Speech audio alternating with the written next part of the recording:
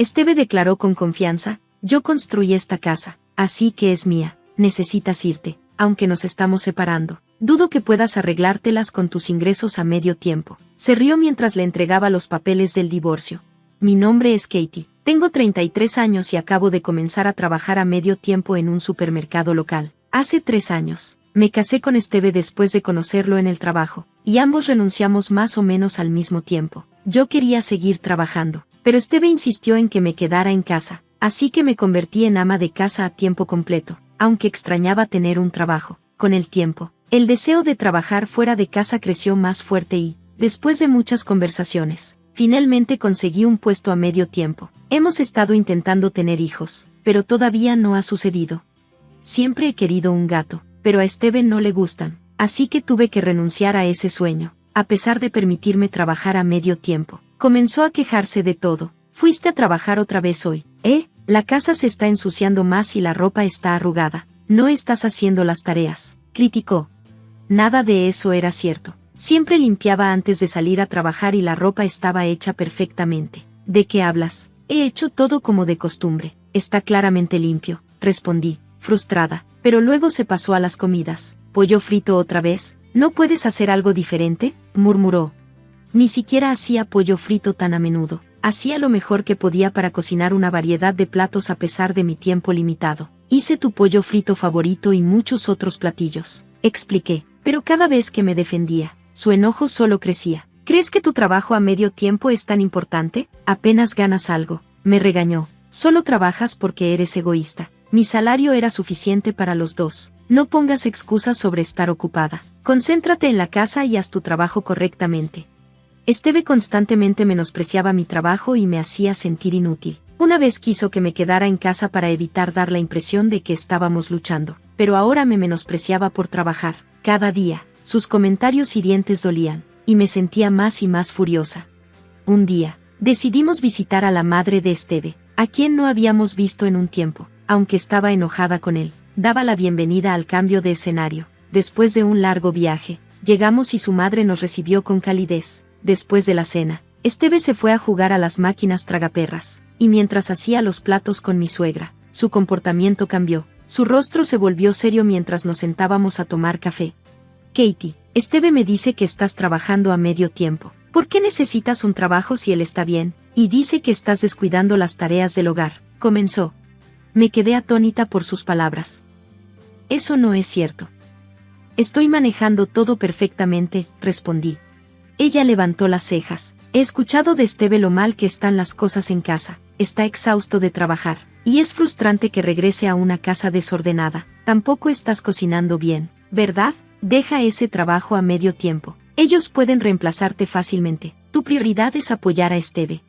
Mi suegra creía que el lugar de una esposa estaba en el hogar. Una opinión moldeada por su propia vida como ama de casa a tiempo completo. Esteve, criado en ese ambiente, compartía sus puntos de vista, pero sus palabras cortaron profundo. No solo menospreciaba mi trabajo, sino que tampoco entendía cuánto esfuerzo estaba poniendo en casa y en el trabajo. Disfrutaba de mi trabajo y mis compañeros eran solidarios. La atmósfera era positiva y me sentía valorada allí. Escucharme hablar como si fuera incompetente fue devastador, especialmente al saber que Esteve había estado hablando mal de mí con su madre. A pesar de mis esfuerzos por mantener el hogar, actuaba como si no estuviera haciendo mi parte. Estaba en shock y herida por sus chismes. No quería creer lo que estaba escuchando. Durante unos días, me sentí completamente desanimada. Luego recordé a mi papá. Desde que mi mamá falleció, él había estado viviendo solo y no habíamos hablado en un tiempo. Necesitando consuelo, decidí llamarlo. Normalmente, respondía rápido, pero esta vez el teléfono sonó más de lo habitual. Justo cuando empecé a preocuparme, finalmente contestó. Katie, ha pasado un tiempo, ¿cómo estás? Al escuchar su voz familiar, sentí un alivio y las lágrimas comenzaron a brotar en mis ojos. Papá, te tomó tanto tiempo contestar, ¿estás bien? ¿Debería volver a llamar más tarde? Pregunté, con mi preocupación creciendo. No, lamento eso. Recientemente me caí por las escaleras y me lastimé la espalda. He tenido problemas para moverme, pero no te preocupes, estaré bien. Estaré bien pronto. Por cierto, ¿qué está pasando? ¿Todo está bien? Preguntó, sonando preocupado. Me quedé sorprendida. Mi papá, que solía estar lleno de energía, Se había caído por las escaleras y se había lastimado la espalda. No, estoy bien, solo concéntrate en recuperarte. Iré a visitarte pronto, así que por favor, espérame, lo tranquilicé. Sí, estoy bien, respondió, pero no podía quitarme la preocupación. Estaba envejeciendo y las lesiones tardan más en sanar. Siempre había encontrado consuelo en su vitalidad, pero de repente, me sentía ansiosa. Las escaleras de nuestra antigua casa eran empinadas, y temía que pudiera caerse de nuevo. Además, la entrada y el baño tenían escalones altos que no eran fáciles de manejar. Comencé a preocuparme por su seguridad y bienestar en esa casa. ¿Qué pasaría si algo peor sucediera? No podía simplemente ignorarlo. Siempre había pensado que vivir más cerca de él sería bonito, pero ahora me daba cuenta de que era urgente. Decidí que necesitaba construir una casa más segura y accesible para mi papá cerca de mí. Tenía algunos ahorros de administrar los apartamentos que me dejó mi abuelo. El dinero estaba destinado inicialmente para mi papá, pero él lo puso a mi nombre, por si acaso, y me pidió que lo mantuviera alejado de mi esposo. Había ahorrado todos los ingresos de alquiler hasta este punto. Ahora quería usar ese dinero para construir una nueva casa para mi papá. La idea de darle un regalo así me hacía feliz, especialmente porque no había podido hacer mucho por él antes.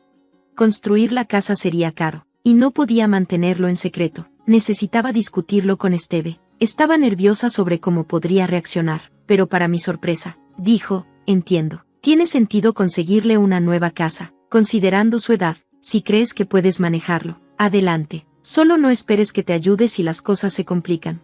Su tono despectivo me molestó, pero discutir solo empeoraría las cosas, así que decidí dejarlo pasar. Al menos me facilitaba las cosas. Comencé a buscar contratistas y a avanzar con los planos de la casa. Sin embargo, no podía evitar notar que Esteve parecía infeliz con la idea de que realmente llevara a cabo el proyecto. No dijo nada, así que traté de no pensar en ello, pero no era de los que se quedaban callados por mucho tiempo.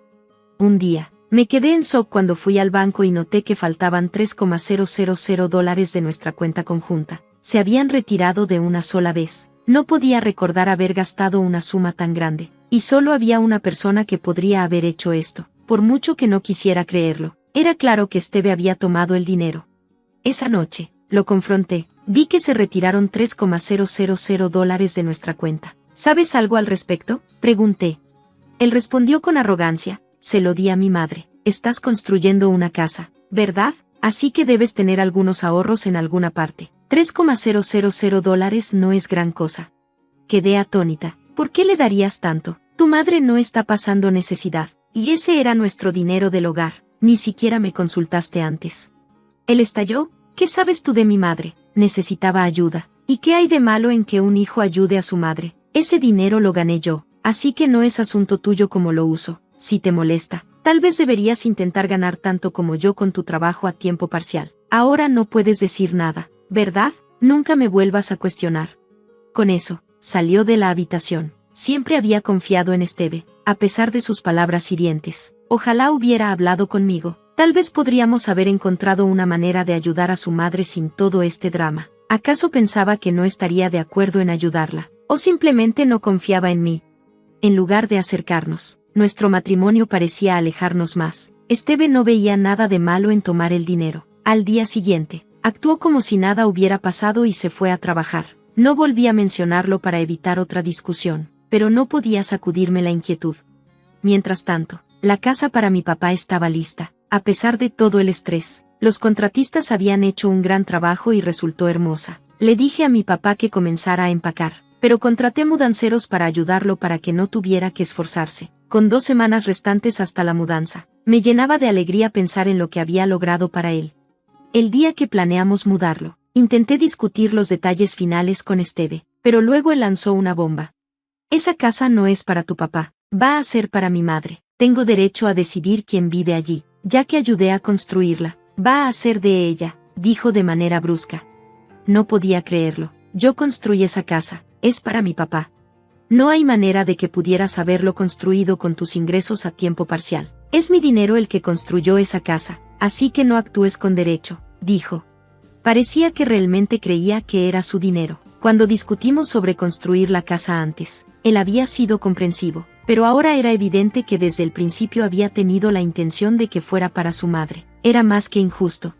Ahora tenía que demostrar que había usado mi propio dinero. No tenía otra opción más que revelar los ingresos de alquiler que había mantenido en secreto. Decidí contarle todo. Estás mintiendo solo porque quieres la casa. Si vas a inventar historias, al menos intenta que sean creíbles, se burló. No me creyó en absoluto y se fue furioso. Estaba perdida, pero tenía que hacer que entendiera. Cuando regresó más tarde, estaba furioso. Me mentiste sobre la casa, es mía, y necesitas irte, incluso si nos separamos. Nunca sobrevivirás con tu salario a tiempo parcial, dijo fríamente. Estaba sin palabras. La casa por la que había trabajado tan duro para construir para mi papá me la estaban quitando. Firma estos papeles y sal esta noche, dijo con una sonrisa burlona, arrojando los papeles de divorcio sobre la mesa. Su parte ya estaba firmada. Después de despreciarme constantemente, entregarme los papeles de divorcio se sentía como la traición definitiva. Tal vez pensó que esto me rompería, pero poco sabía él.